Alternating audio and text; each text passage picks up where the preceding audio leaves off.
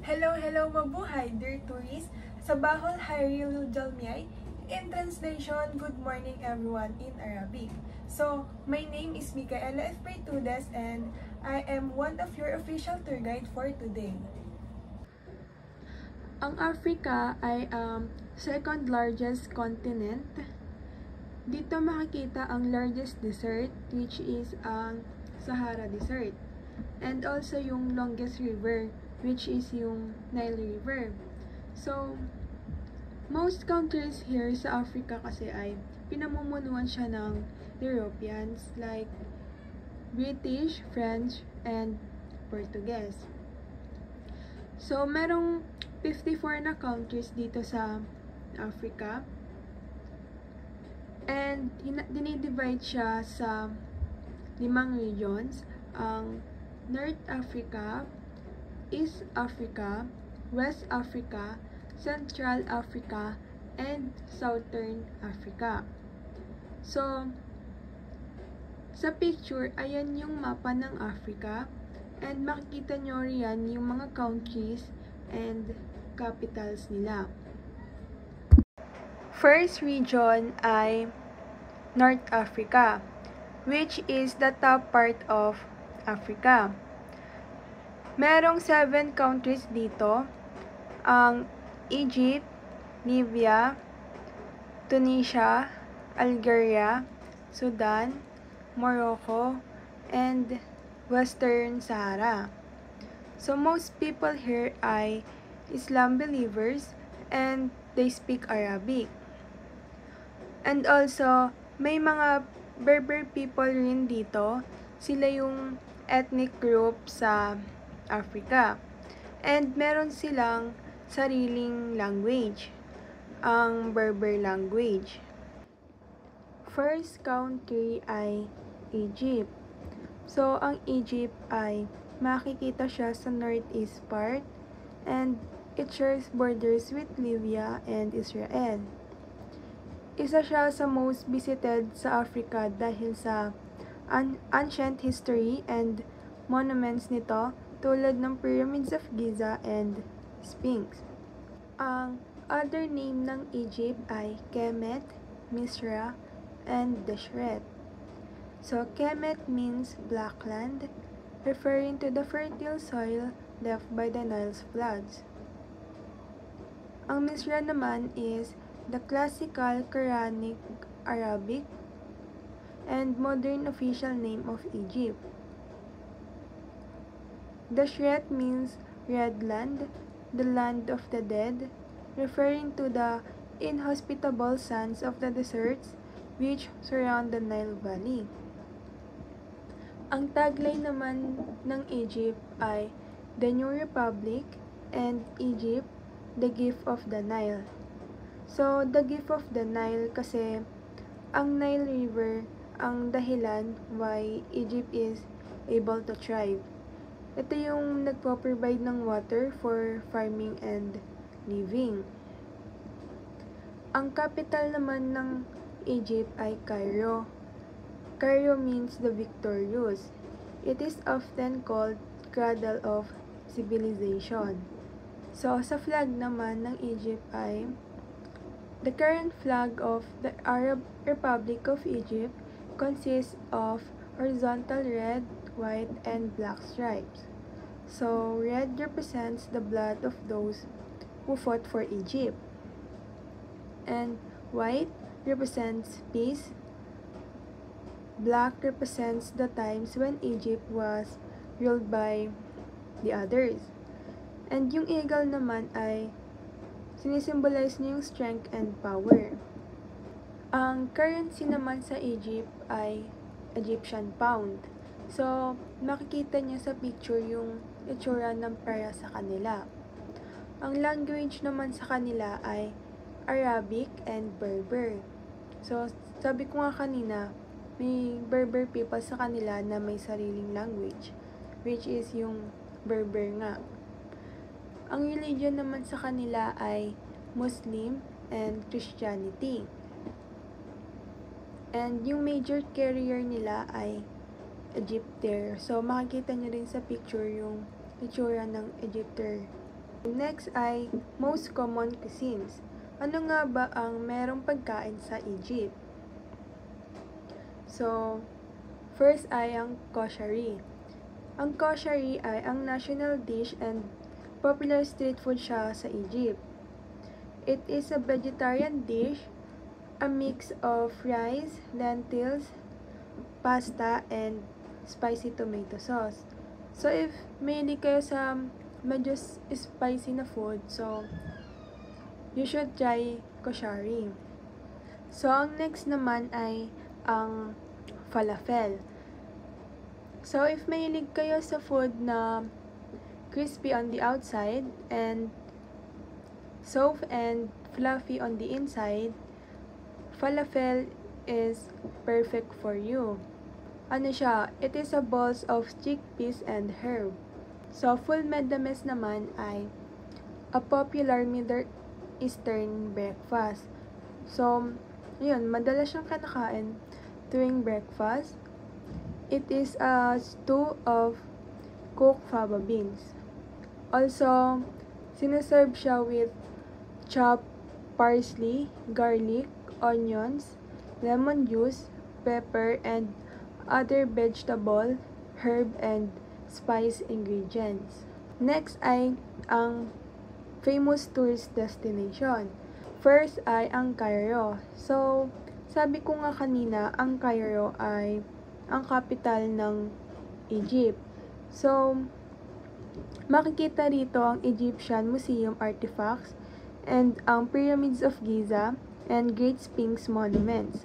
So, yung Sphinx kasi, siya yung world's oldest and biggest statue. Ang Sharm el-Sheikh naman ay resort town siya and kilala siya for its Red Sea beaches and the coral reefs of Ras Mohammed National Park. Next ay ang Luxor. So, Luxor Temple proves how impressive and well-developed ancient Egyptian culture was. So, if ever na pumunta kayo rito, makikita nyo how they worship their gods and how their kings live. Next ay Hurghada. So, ang Hurghada ay resort town din siya. And if mahilig kayo mag-diving, snorkeling, so, perfect ang Hurghada sa inyo kasi sa Hurghada ay madaming diving and snorkeling sites tulad ng Giftan Island. Sa festivals naman ay Ramadan. So, for sure ay familiar na kayo kung ano yung Ramadan. Ramadan is one of the 5 pillars of Islam. So, dawn to sunset ay hindi sila pwede kumain. Kaya after sunset ay nagagather ang mga families for iftar meals. Ang iftar meals ay ang fast-breaking evening meal. For them, hindi lang about sa pagpa-fasting ang Ramadan. It's about connecting to God, to one's community, and to the divine message of the Quran. Next ay ang Shem el-Nasim. So, kapag malapit na mag-spring sa kanila, nagkakaroon ng festival to celebrate the arrival of spring. Sa culture naman ay Eid al-Fitr. So, siguro naman ay familiar na rin kayo kung ano to. Sineselebrate nila yung pagtatapos ng Ramadan. So, families share food, greet each other, and give charity. Next ay Henna Night. Ang henna is used for important occasion tulad ng weddings, festivals, and religious celebrations. The dark reddish-brown patterns have cultural and symbolic meaning. Next country ay Morocco. Ang mga tao sa Morocco ay kumikita ng pera dahil sa pagpa-farming and kapag may mga tourist na nagbi-visit sa lugar nila. And nakakatulong to na mag-grow yung economy sa Morocco and it gives many people jobs. Ang other name ng Morocco ay Kingdom of the West. Sa Arabic name ay Al-Maghrib, means the West or the land of the sunset. Tapos, yung tagline naman ay Morocco, land of light. Ang capital naman ng Morocco ay Rabat, pero yung largest and main port city is Casablanca. Ang flag naman ng Morocco ay ginagamit na siya since November 17, 1915. It has a red field with a green pentagram in the center. The green star represents the 5 pillars of Islam, and the red represents the blood of the ancestors and unity. So, yung 5 pillars ng Islam ay the declaration of faith, prayer, almsgiving, fasting, and pilgrimage. So, ang currency ng Morocco ay dirham, and yung language sa kanila ay Moroccan Arabic, Berber, and French. Ang religion naman sa kanila ay Islam, and ang major carrier sa kanila ay Royal Air Maroc. Ang food naman sa Morocco ay couscous. So, ang couscous ay lagi siyang kinakain ng mga Moroccans. It is made from semolina, a coarse flour made from durum wheat. It pairs well with stews, vegetables, meats, and even sweet ingredients. Next ay ang harira. Importanteng pagkain sa kanila ang harira, and madalas siyang kinakain during Ramadan to break the fast. Ang tajin naman ay pinangalan siya after the distinctive colonial clay pot kung saan siya niluluto. Yung method ng pagluluto ng tajin ay nakaka-help para mas lalo siyang sumarap, and ang common variations ng tajin ay lamb with prunes, chicken with olives, and vegetable tajins. Sa famous tourist destination naman ay Marrakesh. It is a major city in Morocco and often called the Red City or Ochre City dahil sa reddish color ng walls and buildings.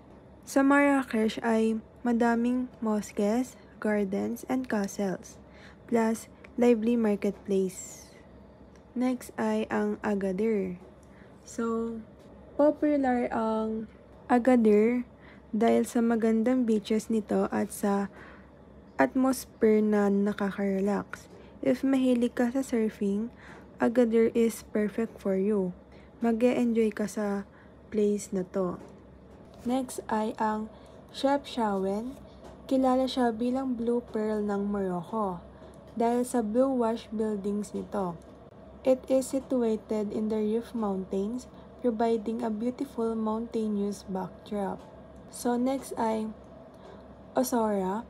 It is located on the Atlantic coast of Morocco and known for its strong trade winds, which make it a popular spot for windsurfing and kitesurfing.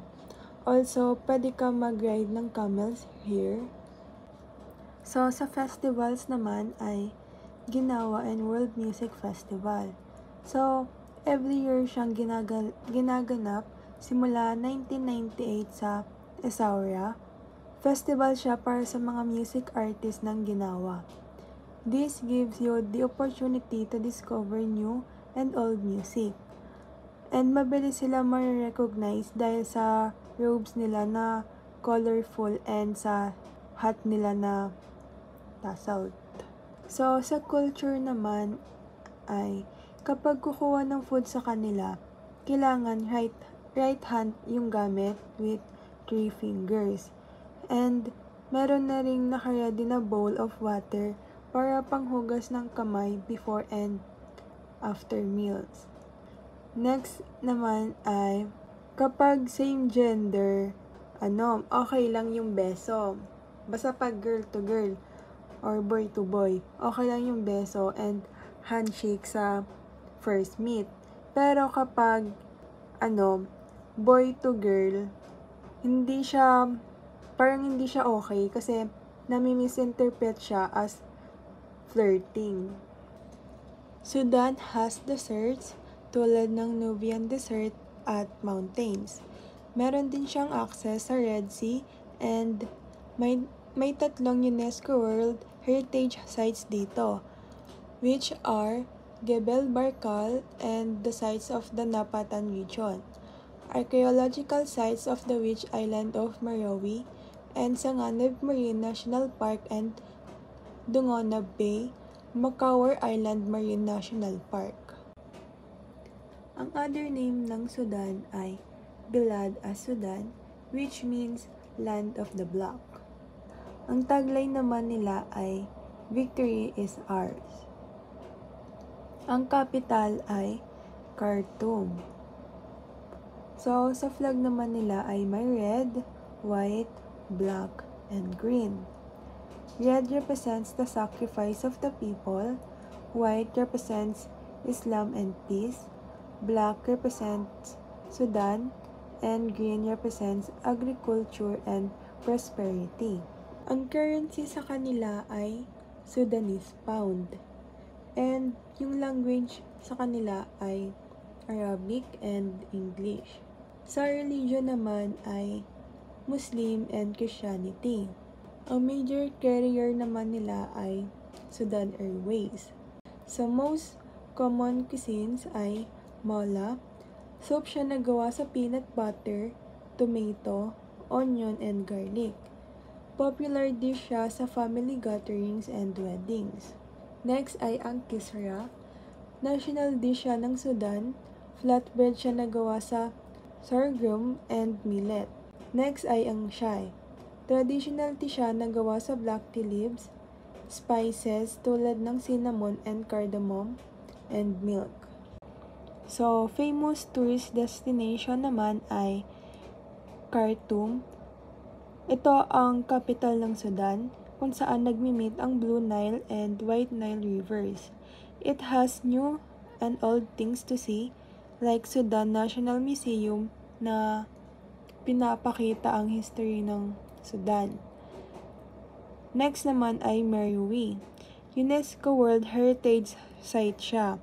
Meron siyang old pyramids from the Kush Kingdom. It shows Sudan's ancient history and connection to Egyptian civilization. So, Port Sudan. So, you can easily get to Sudan's beaches and coral reefs from the city. Magandang lugar to for diving and snorkeling. So, last ang Jebel Barkal. UNESCO World Heritage Site siya. Small mountain siya and was a key religious spot in ancient times. And yung mga guhong nangyari noon ay makikita pa rin sa bottom part. So, sa festivals naman ay ang Eid al-Adha. This festival remembers Prophet Ibrahim's willingness to sacrifice his son to obey Allah. So, nag-aalay sila ng animal, nagbibigay ng meat sa mga nangangailangan. Next ay Maulid an-Nabi. So, dito ay sinaselebrate nila ang birthday ni Prophet Muhammad with special prayers and feasting. So, sa culture naman ay respect for elders. Kapag mag-greet sa elders, pwedeng handshake, slight bow, or placing your right hand over your heart. Next ay ang marriage. Isa sa culture nila ay ang arranged marriage. So, yung family ni groom ay magbibigay siya ng cash or kaya property kay bride. And kapag hindi nag-work or naghiwalay sila, ibabalik ni bride kay groom yung cash or property na ibinigay sa kanya.